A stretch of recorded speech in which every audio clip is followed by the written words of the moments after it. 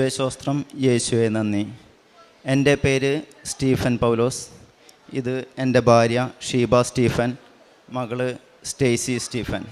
ഒരു മകനുണ്ട്, മകൻ ഗൾഫിലാണ് ജോലി ചെയ്യുന്നത്. ഞാനിവിടെ മൂന്നാമത്തെ വട്ടമാണ് സാക്ഷ്യം പറയുന്നത്. ഞാൻ ഒരു വട്ടം പറഞ്ഞിട്ടുണ്ട്, വൈഫ് 2 വട്ടം സാക്ഷ്യം പറഞ്ഞിട്ടുണ്ട്.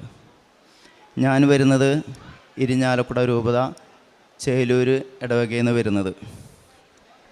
ഞാൻ 2024 ജൂൺ മുതൽ ഉടമ്പടിയിലാണ് ജീവിക്കുന്നത്.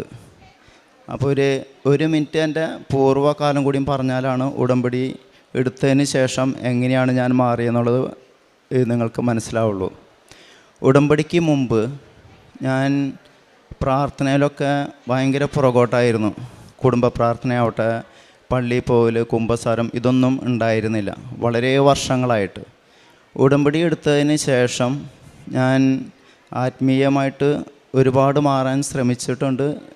കുറച്ചൊക്കെ മാറിയെന്നാണ് എനിക്ക് തോന്നുന്നത്. ഇപ്പോൾ ഈ 6 മാസമായിട്ട് ഇപ്പോൾ ഞാൻ ഒരു പ്രാവശ്യം ഫസ്റ്റിൽ ഉടമ്പടി എടുത്ത് പിന്നെ അത് ഒരു പ്രാവശ്യം റിന്യൂ ചെയ്തു. പക്ഷേ ഈ ഡേറ്റുകൾ ഞാൻ കറക്റ്റ് നോക്കാറില്ല. കാരണം ഒരു പ്രാവശ്യം ഉടമ്പടി സ്റ്റാർട്ട് ചെയ്തിട്ട് എപ്പോൾ എക്സ്പയർ ആവുന്നു എന്നുള്ളത് ഞാൻ നോക്കാറില്ല. ഞാൻ എങ്ങനെ ഉടമ്പടിയിൽ ജീവിക്കുന്നു എന്നാണ് ഞാൻ നോക്കുന്നത്. അപ്പോൾ ഡേറ്റ് കഴിഞ്ഞാലും ഞാൻ ഈ പ്രാർത്ഥനകൾ ഒന്നും തെറ്റാതെ ഓരോ ദിവസവും, ഇപ്പോൾ ഈവൻ ഞാൻ ട്രാവലിങ്ങിലാണെങ്കിലും എയർപോർട്ടിലാണെങ്കിലും ഞാൻ ഈ പ്രാർത്ഥന ചൊല്ലിയിരിക്കും. അങ്ങനെയാണ് ഞാൻ നീങ്ങാറ്. പിന്നെ എൻ്റെ ഒരു ദിവസത്തെ സ്റ്റാർട്ടിങ് തന്നെ തുടങ്ങുന്നത് ഏകദേശം ഒരു 4 മണിക്ക് എഴുന്നേറ്റ് കഴിഞ്ഞാൽ ഫസ്റ്റ് ഞാൻ പ്രത്യക്ഷീകരണ പ്രാർത്ഥന ചൊല്ലും.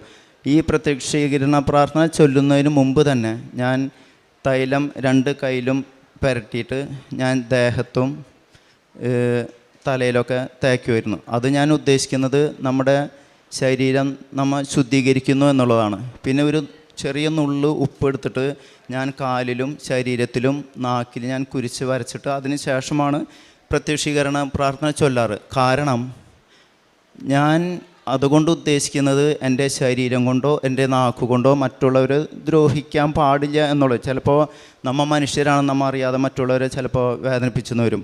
അപ്പോൾ അതിൽ നിന്ന് ഒരു വിടുതൽ കിട്ടാൻ വേണ്ടിയിട്ടാണ് ഞാൻ ഈ ചെറിയ നുള്ള് ഉപ്പെടുത്തിട്ട് ഞാൻ ഈ നാക്കിൽ വെക്കുന്നത്. കാരണം നമ്മുടെ ഏറ്റവും വലിയ ശത്രു നമ്മുടെ നാക്കാണ്. അപ്പോൾ അത് കറക്റ്റായി കഴിഞ്ഞാൽ തന്നെ നമ്മൾ 90% നമ്മൾ പെർഫെക്റ്റായി. അതിൽ നിന്നാണ് ഞാൻ പിന്നെ പ്രാർത്ഥന സ്റ്റാർട്ട് ചെയ്യുന്നത്. ഈ പ്രാർത്ഥന കഴിഞ്ഞാൽ പിന്നെ ഞാൻ ബൈബിൾ സ്റ്റാർട്ട് ചെയ്യും. അരമണിക്കൂറെങ്കിലും ഞാൻ ബൈബിൾ വായിക്കും. അതിനുശേഷം 1 മണിക്കൂർ ജോഗിങ് ഉണ്ട്. അത് എന്തുകൊണ്ടാണെന്ന് വെച്ചിട്ടുണ്ടെങ്കിൽ എനിക്ക് ജോഗിങ്ങിന് പോകാൻ ഭയങ്കര ഇഷ്ടമാണ്. അത് ഈ ജോഗിങ്ങിന് പോകുമ്പോൾ ഞാൻ സ്റ്റാർട്ട് ചെയ്യുന്നത് ഞാൻ ഇവിടുത്തെ കൃപാസനത്തിലെ സാക്ഷ്യങ്ങൾ, പിന്നെ ചൊവ്വാഴ്ചയായി കഴിഞ്ഞിട്ടുണ്ടെങ്കിൽ ഞാൻ ധ്യാനങ്ങൾ. അപ്പോൾ എനിക്ക് 1 മണിക്കൂർ എനിക്ക് സാക്ഷ്യങ്ങൾ ഫുള്ള് കേൾക്കാം. പിന്നെ ജോസഫ് അച്ഛൻ്റെ ധ്യാനം കേൾക്കാം. അപ്പോൾ ഈ 1 മണിക്കൂർ പിന്നെ പ്രാർത്ഥന എല്ലാം കൂടിയിട്ട് ഏകദേശം ഒരു 1.5-1.25 മണിക്കൂർ ഫസ്റ്റ് ഈ പ്രാർത്ഥനകളെല്ലാം കഴിയുമ്പോൾ തന്നെ നമ്മൾ ഫുള്ള് ഫ്രഷായി. അതിനുശേഷമാണ് നമുക്ക് വർക്കിൽ ഇതേയുള്ളൂ. ഞാൻ സെൻട്രൽ ആഫ്രിക്കയിലാണ് വർക്ക് ചെയ്യുന്നത്, ഓയിൽ ഫീൽഡിലാണ്. അപ്പോൾ അതിൻ്റേതായ ഒരുപാട് പ്രശ്നങ്ങളുണ്ട്. അപ്പോൾ ഞാൻ സാധാരണ ഈ ഉടമ്പടിക്ക് മുമ്പ് ഞാൻ സെൻട്രൽ ആഫ്രിക്കയിലൊക്കെ പോകുമ്പോൾ എന്ന് വെച്ചാൽ അവിടെ മെഡിക്കൽ ഫീൽഡൊക്കെ ആയിട്ട് ഭയങ്കര മോശമാണ്. നമുക്ക് ചെറിയൊരു ക്ലിനിക്ക് ഉണ്ടാവുള്ളൂ. അപ്പോൾ നമുക്ക് പെട്ടെന്ന് എന്തെങ്കിലും അസുഖങ്ങളൊക്കെ വന്നു കഴിഞ്ഞാൽ നമുക്ക് പേടിയാണ്, നമ്മളെവിടെ പോവും. നമുക്ക് ചെറിയ എന്തെങ്കിലും ടാബ്ലറ്റോ എന്തെങ്കിലുമൊക്കെയാണ് കിട്ടുള്ളൂ. അല്ലെങ്കിൽ പിന്നെ പെട്ടെന്ന് വലിയ അസുഖങ്ങളൊക്കെ വരാണെങ്കിൽ ഒന്നില്ലെങ്കിൽ ഫ്രാൻസിൽ പോകണം, അല്ലെങ്കിൽ പിന്നെ നാട്ടിലേക്ക് തിരിച്ചു വരണം. അതൊന്നും പോസിബിളല്ല. കാരണം പെട്ടെന്ന് അവിടുന്ന് ഫ്ലൈറ്റ് കിട്ടാം. ഒരുപാട് ഫ്ലൈറ്റ് യാത്രകളുണ്ട്, 3-4 ഫ്ലൈറ്റ് മാറി കാരണം. അപ്പോൾ അങ്ങനെ ആയതുകൊണ്ട് എനിക്ക് ഉടമ്പടിക്ക് മുമ്പ് എനിക്ക് 4 പ്രാവശ്യം കൊറോണ വന്നു, ഒരു പ്രാവശ്യം ഡെങ്കു ഫീവർ വന്നു, മലേറിയ വന്നു. പക്ഷെ അന്നൊക്കെ എനിക്ക് ഒരുപാട് പേടിയുണ്ടായിരുന്നു. പക്ഷെ അതിൽ എന്നെ രക്ഷിച്ചൊരു ഘടകം ഉണ്ടായിരുന്നു. അത് സ്റ്റാർട്ടിങ്ങിൽ ഞാൻ പറഞ്ഞു കഴിഞ്ഞാൽ അത് ഞാൻ പറയാം. അതായത് ഞങ്ങളുടെ ഫാമിലി ലൈഫിൽ കുറച്ചൊരു പ്രശ്നങ്ങളൊക്കെ ഉണ്ടായിരുന്നു. നമ്മൾ ഡൈവോഴ്സിൻ്റെ വക്കിൽ വരെ എത്തിയതായിരുന്നു.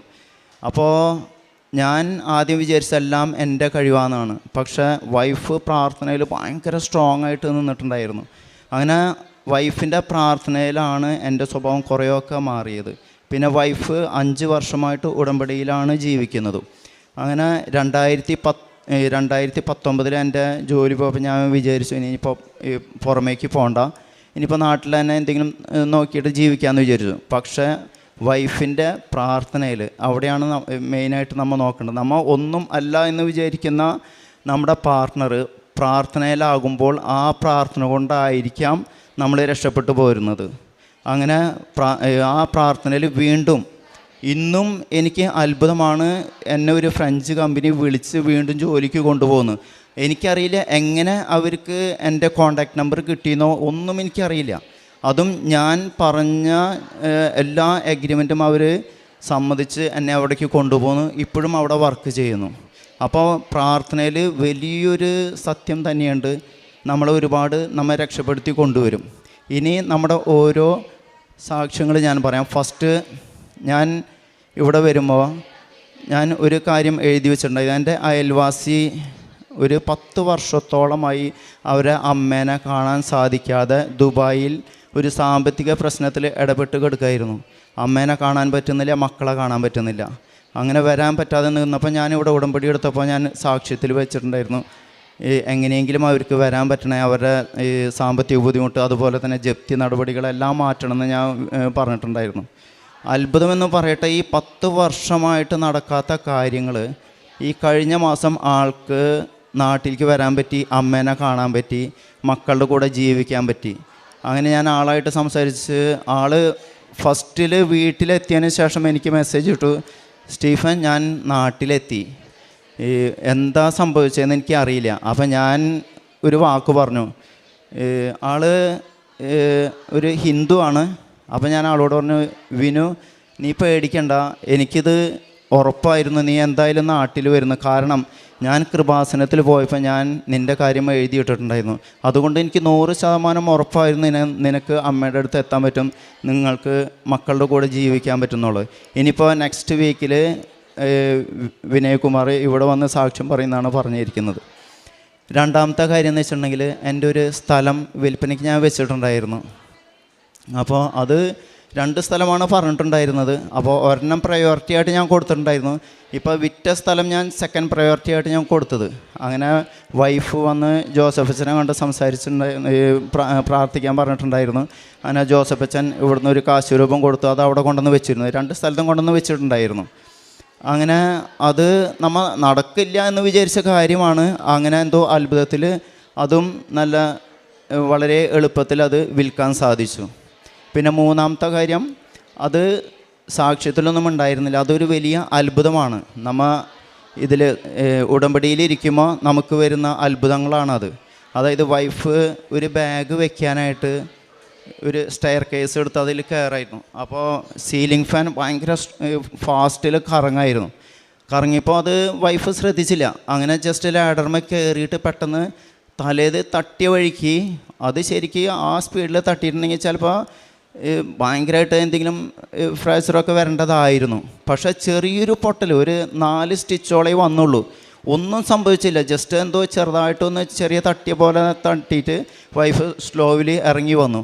അതിനെ തന്നെ ഹോസ്പിറ്റലിൽ കൊണ്ടുപോയി ഒരു 4 സ്റ്റിച്ചോട് കൂടിയിട്ട് ഒരാഴ്ചക്കുള്ളിൽ എല്ലാം ഭേദമായി. നേർച്ച വസ്തുക്കളൊന്നും ഇത് ചെയ്തില്ല, പക്ഷേ ആ ഉടമ്പടിയിലാണ് എന്നുള്ളൊരു ധൈര്യം വൈഫിനുണ്ടായിരുന്നു. പിന്നെ അടുത്ത സാക്ഷ്യം എന്താണെന്ന് വെച്ചിട്ടുണ്ടെങ്കിൽ അത് മോളുടെ ഒരു ഇതാണ്. മോൾക്ക് കുറച്ചൊരു വിശ്വാസം കുറവാണ്, പ്രാർത്ഥിക്കും, എന്നാലും അത്ര വിശ്വാസം ഉണ്ടായിരുന്നില്ല. അപ്പോൾ ഞങ്ങളുടെ ഒരു ഏകദേശം ഒരു 10 പവൻ്റെ ഒരു സ്വർണം കാണാതെ പോയി. എങ്ങനെയാണെന്ന് വെച്ചിട്ടുണ്ടെങ്കിൽ ഞാൻ ലോക്കറിയിൽ നിന്ന് എടുത്തിട്ട് വീട് വരെ കൊണ്ടുവന്നത് ഓർമ്മയുണ്ട്. പിന്നെ അത് എവിടെ വെച്ചു എന്നുള്ളത് എനിക്ക് ജസ്റ്റ് മൈൻഡിൽ നിന്ന് പോയി. അങ്ങനെ ഞാൻ ആഫ്രിക്കയിലേക്ക് പോയി.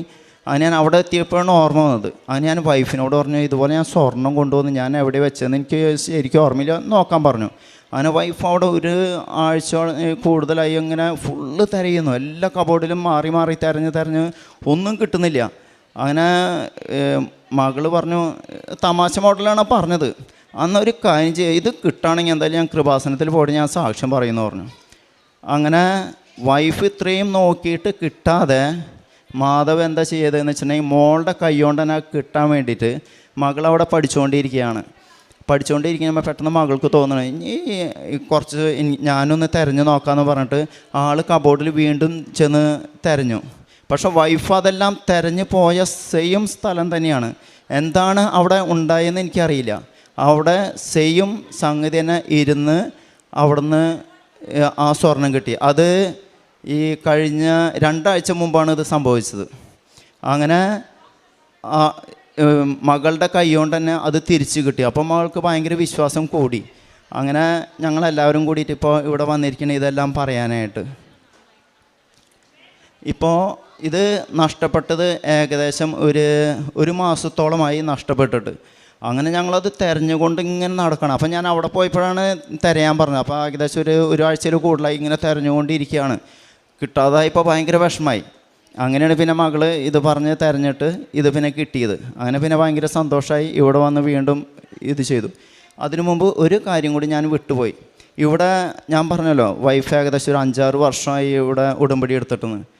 ഞാൻ ഇപ്പോൾ ആഫ്രിക്കയിൽ നിന്ന് വരുമ്പോൾ ഞാൻ വൈഫിനെ കൊണ്ട് ഞാൻ ഇവിടേക്ക് വരാറുണ്ട്. ഞാൻ എൻ്റെ പ്രാർത്ഥന 2 മിനിറ്റ് കൊണ്ട് കഴിഞ്ഞ് ഞാൻ നേരെ വണ്ടി ചെന്നിരിക്കും, എ സിയിലിരിക്കും. മക്കളാണെങ്കിലും അങ്ങനെ തന്നെയാണ്. വൈഫ് മാത്രമാണ് ഇവിടെ. ഇപ്പോൾ ഉടമ്പടിയുടെ പ്രൊസീജിയർ അറിയാലോ, 5 മണിക്കൂറോളം എടുക്കും. അപ്പോൾ ഞങ്ങൾ എങ്ങനെയാണെന്ന് വെച്ചിട്ടുണ്ടെങ്കിൽ ഒന്നില്ലെങ്കിൽ വണ്ടിയിൽ എ സി ഇട്ടിരിക്കും, അല്ലെങ്കിൽ ഇങ്ങനെ ആലപ്പുഴയിൽ ഫുള്ള് കിടന്ന് കറങ്ങി ഓരോ ഹോട്ടലിൽ കയറി ഭക്ഷണം കഴിച്ച് സുഖമായിട്ട് ഇവിടെ വന്നിരിക്കും. അതായിരുന്നു ഞങ്ങളുടെ ഇത്. പക്ഷേ അന്നേ ദൈവത്തിന് അറിയായിരുന്നു. ഇപ്പോൾ ബൈബിളിലൊക്കെ പറഞ്ഞിട്ടുണ്ട്, നീ ഉരുവാവുന്നതിന് മുമ്പേ എല്ലാ കാര്യങ്ങളും എനിക്കറിയാമെന്നുള്ളത്. അപ്പോൾ അന്നേ മാതാവ് വിചാരിച്ചിട്ടുണ്ട് ഇവനെ ഞാൻ ഇവിടെ കൊണ്ടുവന്നിട്ട് മുട്ടുകുത്തിക്കുന്നുള്ളത്. അതുപോലെ തന്നെ വൈഫിൻ്റെ പ്രാർത്ഥനയായിരിക്കും. അതുപോലെ തന്നെ ഞങ്ങൾ എല്ലാവരും ഇപ്പോൾ മകളാണെങ്കിലും ഇപ്പോൾ ഞങ്ങൾ ഇപ്പോൾ ഏകദേശം വന്നിട്ട് ഇപ്പോൾ 3-4 മണിക്കൂറായി. പക്ഷെ ഞങ്ങൾക്കതൊരു മടുപ്പായിട്ട് തോന്നുന്നില്ല. നമുക്കൊരു ഉത്സാഹം പോലെ തോന്നുന്നു. അതുപോലെ തന്നെ ഇപ്പോൾ പ്രാർത്ഥനയിലൊക്കെ ആയിരിക്കുമ്പോൾ നമുക്ക് എന്തോ ഒരു ഭയങ്കര ധൈര്യം പോലെ ഇപ്പോൾ തോന്നുന്നത്.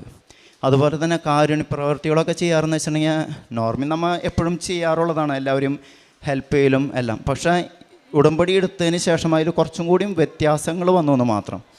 ഇപ്പോൾ ഞാൻ ആഫ്രിക്കയിൽ പോകുമ്പോൾ ഞാൻ ഫ്രഞ്ച് പത്രം കൊണ്ടുപോയിട്ട് അവിടുത്തെ പള്ളിയിൽ പോയി എല്ലാവർക്കും ഞാൻ വിതരണം ചെയ്യും. അതുപോലെ തന്നെ സാറ്റർഡേ സൺഡേയിൽ ചില ദിവസങ്ങളിൽ ഞങ്ങൾക്ക് ഒഴിവായിരിക്കും. അപ്പോൾ ഞാനിങ്ങനെ റോട്ടിൽ കൂടെ ഇങ്ങനെ നടന്നു പോയിട്ട് അപ്പോൾ ചില പാവപ്പെട്ടവരൊക്കെ ഉണ്ടാവും. ചിലപ്പോൾ വേസ്റ്റിൽ നിന്നൊക്കെ ഭക്ഷണം എടുത്താൽ നിങ്ങൾക്കറിയാലോ, ആഫ്രിക്കയിലൊക്കെ അത്രയും പാവപ്പെട്ടവരായിരിക്കും. അപ്പോൾ ഞാനത് കാണുമ്പോൾ ഞാൻ അടുത്തുള്ള ഹോട്ടലിൽ പോയി ഭക്ഷണം വാങ്ങി അല്ലെങ്കിൽ സാൻഡ്വിച്ച് എന്തെങ്കിലും വാങ്ങിയിട്ട് ഞാൻ അവർക്ക് കൊടുക്കും. പിന്നെ വാട്ടർ ബോട്ടിൽ വാങ്ങിയിട്ട് കൊടുക്കും, പിന്നെ പൈസയായിട്ട് കൊടുക്കും. അങ്ങനെ സാറ്റർഡേ സൺഡേ അതായിരിക്കും എൻ്റെ മെയിൻ മിഷൻ. അതായത് ഇങ്ങനെ റോട്ടിൽ കൂടെ ഫുള്ള് നടക്കും. അതാണ് ഞാൻ എൻ്റെ മെയിൻ ഇതുകൾ. പിന്നെ ഇവിടെ വൈഫാണെങ്കിൽ അനാഥശാലയിൽ പോയി ഈ രോഗികളെ ശുശ്രൂഷിക്കും. പിന്നെ ബാത്റൂം അതെല്ലാം കഴുകി കൊടുക്കും. പിന്നെ ഒരുപാട് പത്രങ്ങൾ കണക്ക് നമുക്ക് പറയാൻ പറ്റില്ല, ചിലപ്പോൾ 100-150 പത്രങ്ങളൊക്കെ വാങ്ങിക്കൊണ്ടിട്ട് എല്ലാ മാസവും വൈഫ് വിതരണം ചെയ്യും. അതുപോലെ തന്നെ ഈ കോയമ്പത്തൂർ നമുക്കറിയുന്ന ആൾക്കാരുണ്ട്, അവർക്ക് പത്രങ്ങൾ ഇവിടുന്ന് പാർസൽ അയച്ചു കൊടുക്കും. ഇതൊക്കെയാണ് കാരുണ്യ പ്രവൃത്തികൾ നമ്മൾ ചെയ്യാറ്.